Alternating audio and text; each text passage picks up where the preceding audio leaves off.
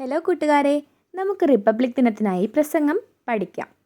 അതിനു മുൻപ് മാതാപിതാക്കളോടായി എല്ലാ മാതാപിതാക്കളും കുട്ടികളെ അടുത്തിരുത്തി പറഞ്ഞു മനസ്സിലാക്കി വേണം പഠിപ്പിച്ചു കൊടുക്കാനായിട്ട്. മനസ്സിലാകുമ്പോഴാണ് അവർക്ക് എളുപ്പത്തിൽ പഠിച്ചെടുക്കാൻ സാധിക്കുകയുള്ളൂ. എല്ലാ ഇന്ത്യക്കാർക്കും റിപ്പബ്ലിക് ദിന ആശംസകൾ. ബഹുമാന്യരായ അധ്യാപകരെ, എൻ്റെ സ്നേഹം നിറഞ്ഞ കൂട്ടുകാരെ, ജനുവരി 26 റിപ്പബ്ലിക് ദിനമാണെന്ന് നമുക്കറിയാം. ഈ വർഷം നമ്മൾ 76ാമത് റിപ്പബ്ലിക് ദിനം ആഘോഷിക്കുകയാണ്. നമ്മെ സംബന്ധിച്ച് ഏറെ വിശേഷപ്പെട്ട 2 ദിവസങ്ങളാണ് സ്വാതന്ത്ര്യദിനവും റിപ്പബ്ലിക് ദിനവും. 1947 ഓഗസ്റ്റ് 15 ഇന്ത്യ സ്വാതന്ത്ര്യം നേടിയെങ്കിലും ഇന്ത്യക്ക് സ്വന്തമായി ഒരു ഭരണഘടന ഉണ്ടായിരുന്നില്ല. ഡോക്ടർ BR അംബേദ്കർ ശില്പിയായിക്കൊണ്ട് സ്വന്തമായൊരു ഭരണഘടന ഇന്ത്യ തയ്യാറാക്കുകയും 1950 ജനുവരി 26 ഇന്ത്യ പരമോന്നത റിപ്പബ്ലിക്കായി മാറുകയും ചെയ്തു.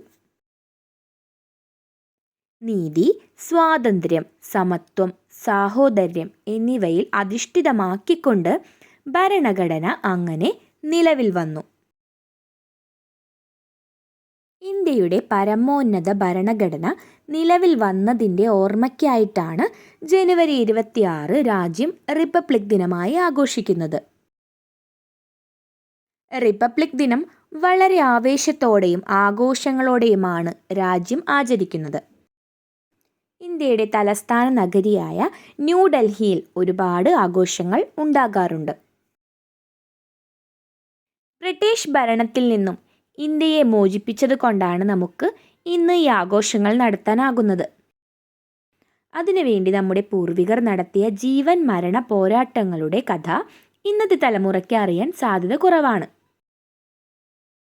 ഗാന്ധിജി, നെഹ്റു, അംബേദ്കർ, സുഭാഷ് ചന്ദ്രബോസ്, ഭഗത് സിംഗ്, വല്ലഭായ് പട്ടേൽ, ഝാൻസി റാണി തുടങ്ങി ഒരുപാട് ധീര നേതാക്കളുടെ പോരാട്ടങ്ങൾക്കൊടുവിലാണ് ഭാരതത്തിന് സ്വാതന്ത്ര്യം നേടാനായത്. ഇന്നത്തെ തലമുറകളായ നാം തന്നെയാണ് നാളത്തെ പൗരന്മാർ.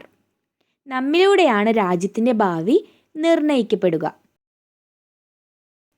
അതിനാൽ നമ്മുടെ യാത്രയിൽ രാജ്യത്തിനോടുള്ള സ്നേഹവും നീതിയും മുറുകെ പിടിക്കണം.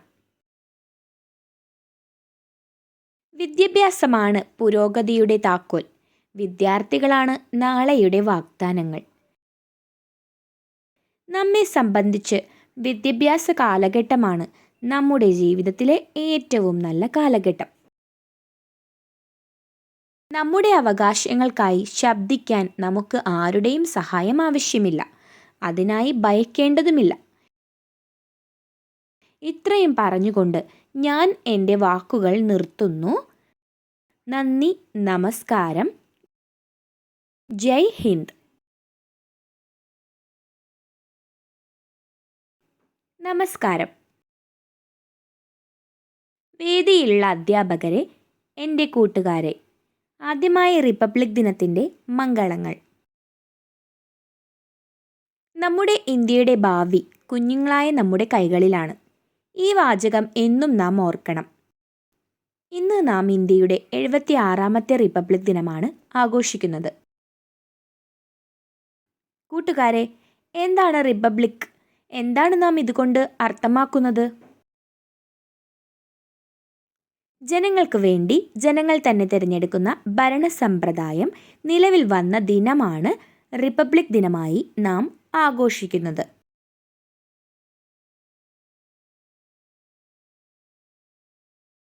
ആയിരത്തി 1947 ഓഗസ്റ്റ് 15 ഇന്ത്യ സ്വാതന്ത്ര്യമായെങ്കിലും 1950 ജനുവരി 26 ഇന്ത്യ റിപ്പബ്ലിക്കായി മാറിയത്.